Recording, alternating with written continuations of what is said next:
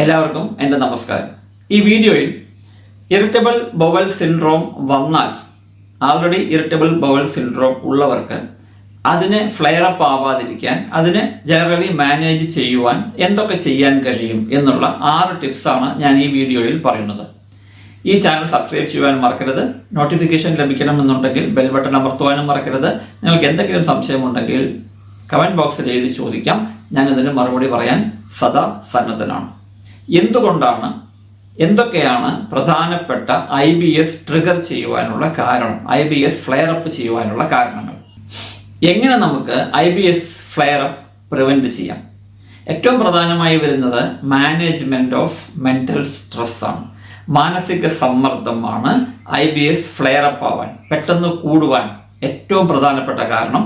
അതിൻ്റെ കൂടെ തന്നെ വരുന്ന ഒന്നാണ് ന്യൂറോപ്ലാസ്റ്റിസിറ്റി എന്ന പ്രശ്നം. അതായത് സ്ട്രെസ് മൂലം, മാനസിക സമ്മർദ്ദം മൂലം IBS ട്രിഗറായി കണ്ടിന്യൂസ് ആയി ട്രിഗറായി വന്നുകൊണ്ടിരിക്കുമ്പോൾ, കുറേ കാലം അങ്ങനെ സംഭവിക്കുമ്പോൾ, സ്വാഭാവികമായും സ്ട്രെസ് വരുമ്പോഴെല്ലാം IBS ട്രിഗർ ആവണം എന്നുള്ള രീതിയിൽ നമ്മുടെ ന്യൂറോ സ്ട്രക്ചർ മാറ്റപ്പെടുകയാണ്. ആ ന്യൂറോ സ്ട്രക്ചറിനെ നമ്മൾ കൺട്രോളിൽ കൊണ്ടുവരണം. അതേപോലെ തന്നെ മാനസിക സമ്മർദ്ദവും കുറയ്ക്കണം. അപ്പോൾ മാനസിക സമ്മർദ്ദം കുറയ്ക്കുക, ഈ ന്യൂറോപ്ലാസ്റ്റിസിറ്റി മാറ്റിയെടുക്കുക, ഇത് രണ്ടുമാണ് ആദ്യത്തെ IBS ഫ്ലെയർ അപ്പ് ആവാതിരിക്കുവാനുള്ള പ്രധാനപ്പെട്ട ടിപ്പ്. രണ്ടാമത്, ഭക്ഷണത്തിൻ്റെ കൂടെ സോഡ പോലെ കാർബൺ റിലേറ്റഡ് ആയിട്ടുള്ള ഭക്ഷണ പാനീയങ്ങൾ പരമാവധി ഒഴിവാക്കുക. നിങ്ങളുടെ പേഴ്സണൽ ആയിട്ടുള്ള ഫുഡ് ട്രിഗേഴ്സ്, ഏതൊക്കെ ഭക്ഷണം കഴിച്ചാലാണ് IBS ഫ്ലെയർ അപ്പ് ആവുക എന്നുള്ളത് കൃത്യമായി മനസ്സിലാക്കി ആ ഫുഡിനെ കൺട്രോൾ ചെയ്യുക വഴിയും നിങ്ങളുടെ IBSൻ്റെ ഫ്ലെയർ അപ്പ് കുറയ്ക്കാം. നിങ്ങൾ കഴിക്കുന്ന മെഡിസിൻസിൻ്റെ ലിസ്റ്റ് വളരെ പ്രധാനമാണ്. ഏറ്റവും പ്രധാനം, നമ്മുടെ വയറിനകത്തെ ആമാശയത്തിൻ്റെയും ചെറുകുടലിൻ്റെയും നമുക്ക് ഗുണകരമായ ഒരുപാട് ബാക്ടീരിയകളുണ്ട്. ആ ബാക്ടീരിയകൾ നമ്മുടെ ദഹനത്തിന് സഹായിക്കുന്നു. പ്രോബയോട്ടിക്സ്, പ്രീബയോട്ടിക്സ് എന്നെല്ലാം പറയുന്ന ഈ ബാക്ടീരിയകൾ, ഇവ നമ്മുടെ ദഹനത്തിനെ വളരെയധികം സഹായിക്കുന്നു, അബ്സോർപ്ഷനെ വളരെയധികം സഹായിക്കുന്നു. നമ്മുടെ ശരീരം ഗുണകരമായ, ശരീരത്തിന് ആവശ്യമായ പദാർത്ഥങ്ങൾ വലിച്ചെടുക്കുവാൻ ഇവ സഹായിക്കുന്നു. ഇവ പല മരുന്നുകൾ കഴിക്കുമ്പോഴും ഇവയെല്ലാം കൊല്ലപ്പെടുന്നു, ഇവ ഇല്ലാതാക്കപ്പെടുന്നു, അല്ലെങ്കിൽ എണ്ണത്തിൽ കുറയപ്പെടുന്നു എന്നുള്ളത് മനസ്സിലാക്കണം. അപ്പോൾ നമ്മൾ കഴിക്കുന്ന മരുന്നുകളെ ഒരു ഓഡിറ്റിങ്ങിന് വിധേയമാക്കണം. ഏതൊക്കെ മരുന്നുകളാണ് നമ്മൾ കഴിക്കുന്നത്? അങ്ങനത്തെ മരുന്നുകൾ കഴിക്കുന്നത് കൊണ്ട് ഈ പറയുന്ന ബാക്ടീരിയകൾക്ക്, ഗുണകരമായ ബാക്ടീരിയകൾക്ക് എന്തെങ്കിലും ദോഷം സംഭവിക്കുന്നുണ്ടോ? അങ്ങനെ ഉണ്ടാവുന്നുണ്ടെങ്കിൽ ഏതൊക്കെ മരുന്ന് നമുക്ക് കുറയ്ക്കാം? അതിന് തക്കവണ്ണം ഡോക്ടർമാരുടെ ഉപദേശം തേടുന്നതും വളരെ നല്ലതായിരിക്കും. കാരണം അങ്ങനെ ചെയ്യുമ്പോൾ നമുക്ക് ഫ്ലെയർ അപ്പ് കുറയ്ക്കുവാൻ സഹായകരമാവും.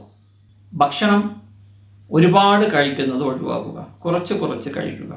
അതായത് സമയക്രമം നിശ്ചയിച്ച് ഒരു ദിവസം 3 പ്രാവശ്യം വയറ് നിറച്ച് കഴിക്കുന്നതിലും നല്ലത് ഒരു 5 പ്രാവശ്യം കുറച്ച് കഴിക്കുന്നതായിരിക്കും നല്ലത്. നിങ്ങൾ എമൗണ്ട് അത് തന്നെ എടുത്തോളൂ, കഴിക്കുന്ന അളവ് അത്ര തന്നെ എടുക്കാം. പക്ഷെ എന്നിരുന്നാലും 3 പ്രാവശ്യം കഴിക്കുന്നതിനെ 5 പ്രാവശ്യമാക്കി കഴിച്ചാൽ, ഒരു സമയം കഴിക്കുന്ന അളവ് കുറച്ചാൽ നിങ്ങളുടെ ഈ ഫ്ലെയർ അപ്പ് ആവുന്നത് തടയുവാൻ കഴിയും. അടുത്തത് സ്ത്രീകൾക്ക് ഉള്ള ഒരു ടിപ്പാണ് പോസ്റ്റ് മെൻസ്ട്രൽ സിൻഡ്രോം. അതായത് നമ്മുടെ മാസമുറയുമായി ബന്ധപ്പെട്ട് നിങ്ങൾക്കുണ്ടാവുന്ന ശാരീരിക മാനസിക ലക്ഷണങ്ങളെ മാനേജ് ചെയ്യേണ്ടത് വളരെയധികം അത്യാവശ്യമാണ്. ആ ലക്ഷണങ്ങളും ഈ IBSും തമ്മിൽ ഒരു പൊരുത്തക്കേടുണ്ട്. അങ്ങനത്തെ ലക്ഷണങ്ങൾ വരുമ്പോൾ IBS ട്രിഗർ ആവപ്പെടുന്നത് പൊതുവെ നമ്മൾ കാണാറുണ്ട്. അതും ശരിക്കും പറഞ്ഞാൽ സ്ട്രെസ് മാനേജ്മെൻറ്റിൻ്റെ ഭാഗമാണ്. PMSൻ്റെ മാനേജ്മെൻറ്റും നിങ്ങൾ ഇതിൻ്റെ കൂടെ ചെയ്യണം. അപ്പോൾ ഈ 6 ടിപ്പാണ് എനിക്ക് പൊതുവെ പറയാനുള്ളത്. ഇതല്ലാതെ വേറെയും ടിപ്സ് ഉണ്ട്. അത് ഞാൻ വഴിയെ ഓരോ വീഡിയോകൾ മുന്നോട്ട് കൊണ്ടുപോകുമ്പോഴും ഞാൻ പറയാം. ഞാൻ പറയാൻ ആഗ്രഹിക്കുന്ന ഏറ്റവും പ്രധാനപ്പെട്ട കാര്യം, IBS ക്യൂറബിൾ ആണ്, ട്രീറ്റബിൾ ആണ്. നിങ്ങളൊരു ഗ്യാസ്ട്രോളജിസ്റ്റിനെയും ഒരു സൈക്കോളജിസ്റ്റിനെയും തുടർച്ചയായി കണ്ടാൽ കുറേ ദിവസം കഴിയുമ്പോൾ നിങ്ങളുടെ IBS മാനേജ് ചെയ്യുവാൻ സാധിക്കും. അതുവഴി പതിയെ അത് കുറയുവാനും സാധിക്കും, അത് കുറയ്ക്കുവാനും സാധിക്കും. മറക്കാതിരിക്കുക. ഈ വീഡിയോ കണ്ടതിൽ എല്ലാവർക്കും നന്ദി, നമസ്കാരം.